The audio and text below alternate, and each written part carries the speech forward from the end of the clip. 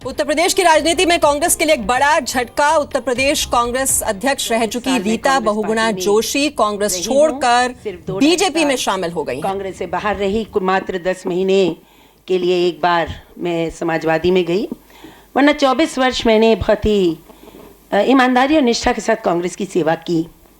विगत दिनों में जो कुछ घटनाएं घटी हैं उससे मैं बहुत क्षुब्ध हूँ और बहुत सोच कर मैंने निर्णय लिया है। देखिए, आतंकवाद से जो भारत की सरकार और भारत संघर्ष कर रहा है उसमें एक बहुत ही सराहनीय कदम मोदी सरकार ने, आदरणीय मोदी जी ने और हमारी सरकार ने लिया, जब भारत की सेना को सिर्फ मुक्त हस्त ही नहीं दिया कि आप अपनी एलओसी को क्रॉस करके और सर्जिकल स्ट्राइक करिए, बल्कि साथ ही उसका जो भी परिणाम होता, परिणाम बहुत अच्छा हुआ, लेकिन जो भी परिणाम होता उसको उन्होंने ग्रहण करने का भी निर्णय लिया था। ये पहली बार ऐसा हुआ और मैं समझती हूँ जो सफलता हमने प्राप्त की वो केवल हमारे सैनिकों के शौर्य और वीरता के लिए ही नहीं, बल्कि सरकार की भी एक बड़ी उपलब्धि है।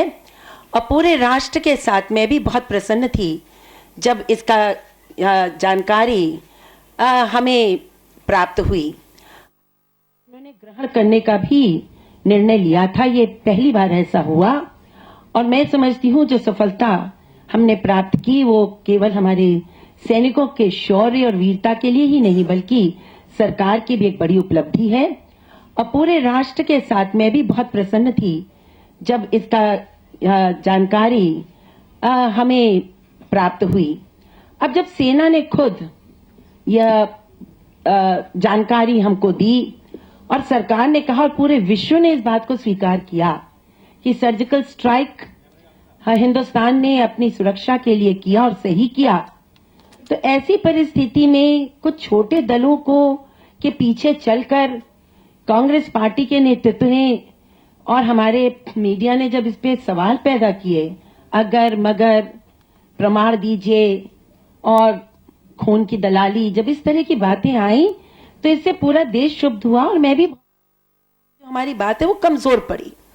तो मुझे इसका बहुत खेद है, दुख है और मैंने अपनी नाराजगी को ट्विटर पे जाहिर भी किया था। जब मैंने ट्वीट किया था कि हमें संदेह नहीं करना चाहिए और हुआ है, इसको we should celebrate it rather than question it. So I think it was not called for. तो राष्ट्रीय स्तर पर हम मतभेद रख सकते हैं, पर राष्ट्र के हित में मतभेद रखना ये अनुचित था। तो इसने बहुत बड़ी मात्रा में मुझे प्रेरित किया कि मैं ये निर्णय लूं जो मैं आज आपके सामने भारतीय जनता पार्टी के सदस्य के रूप में बैठी हूं। मुझे ऐसा लगता है कि मोदी जी ने जो अहद उठाया है आतंकवाद से लड़ने के लिए और जो पाकिस्तान की जो मंसूबे हैं उनको परास्त करने के लिए, इस समय नाजुक दौर से हमारा देश निकल रहा है। हमारा ये लड़ाई और ये संघर्ष बहुत ही महत्वपूर्ण है। तो मैं जहां मोदी सरकार की प्रशंसक हूं इस मामले में, वहीं सेना हमारी सक्षम है, यह बात जरूरी है, लेकिन सेना को सरकार का समर्थन चाहिए, देश का समर्थन चाहिए, विवाद नहीं चाहिए, क्योंकि वो राजनीति में नहीं होती है। तो मैं सोचती हूँ कि राष्ट्रीय स्तर पर बहुत ज़रूरी था।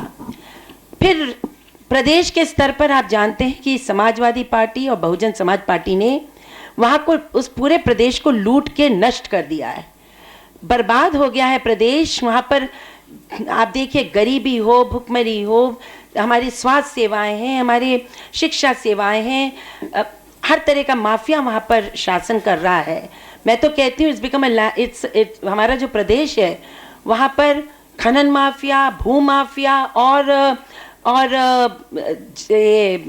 शराब माफिया, ये 3 माफिया बहुत सक्रिय हैं। प्रदेश को सही दिशा में ले जाना है, विकास की दिशा में ले जाना है, तो मोदी जी और भारतीय जनता पार्टी के अलावा कोई संभव नहीं है किसी से।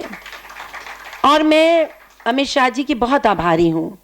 इनसे मेरी प्रथम मुलाकात ही अभी चंद दिन पहले हुई, लेकिन मैंने जितनी भी इनसे वार्ता की, मैंने इनको बहुत खुले दिमाग का पाया और मैंने इन्हें बहुत ही, मुझे ऐसा लगा कि बिल्कुल ये लोग डेवलपमेंट के एजेंडा पे भारत की तस्वीर को बदलने के लिए कटिबद्ध हैं।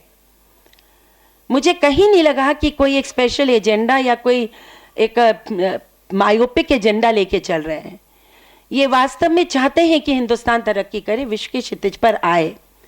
तो इन सब बातों को देखते हुए मैंने बहुत ही सोच समझ के निर्णय लिया। 6-7 दिन से मेरी कुछ अस्वस्थ भी थी मैं, लेकिन मैंने अपने आप को सबसे कट ऑफ करके और बहुत विचार मंथन किया। उसके बाद मैं इस निर्णय पे आई हूँ कि मैं उत्तर प्रदेश को बदहाली से निकालने के लिए और भारतीय जनता पार्टी को स्पष्ट बहुमत दिलाने के लिए अपने कुवत में जो कुछ संभव है वो करूंगी। ये मेरा अपनी कटिबद्धता है।